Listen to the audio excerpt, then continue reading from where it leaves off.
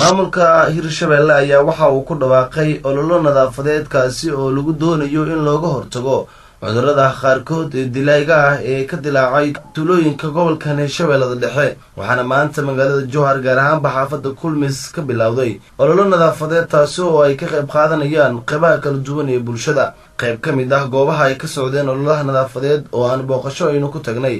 ayaa waxaan kula kulmay gudoomiyaha xaafadda kulmis Yaxya Xasan Sheekh kaasi oo aan wax ka weydiinay sida ay ku socoto nadaafadu iyo cidda nadaafadaasi ku dhawaaqday in laga sameeyo magaalada jowhar ee xarunta dowlad goboleedka Hirshabelle asaga oo telefishinka bulsho la hadlayna waxa uu yiri sidan maanta aan joogaa xaafadayga degmada meel ka mid ah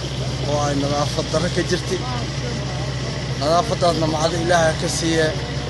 maamulka Hirshabelle maamulka gobolka Shabeellaha Dhexe maamulka degmada maamulada afarta xaafadood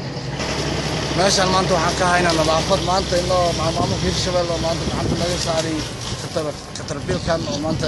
biyodka shafayo baadi Ilaahay ka siiyay maamulka Hirshabelle maamulka gobolka Shabeellaha Dhexe maamulka degmada ambaliyaan leeyahay ambaliyo waana dadaalina ilaa waxaan rabnaa meel badan meel qashin lagu shubo ku taalo hadda banaanka oo xaafadda jowhar hadda maamulka xaafadda kulmis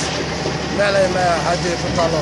hotel calmo dushiisa dambo meel badan oo dhiman ay gudoomiye maxad u baaqi leedahay bulshada Shabeellada Dhexe maadaama ay nadaafadu iyagu in ay ka qayb qaataan ay tahay waxaan ugu baaqaynaa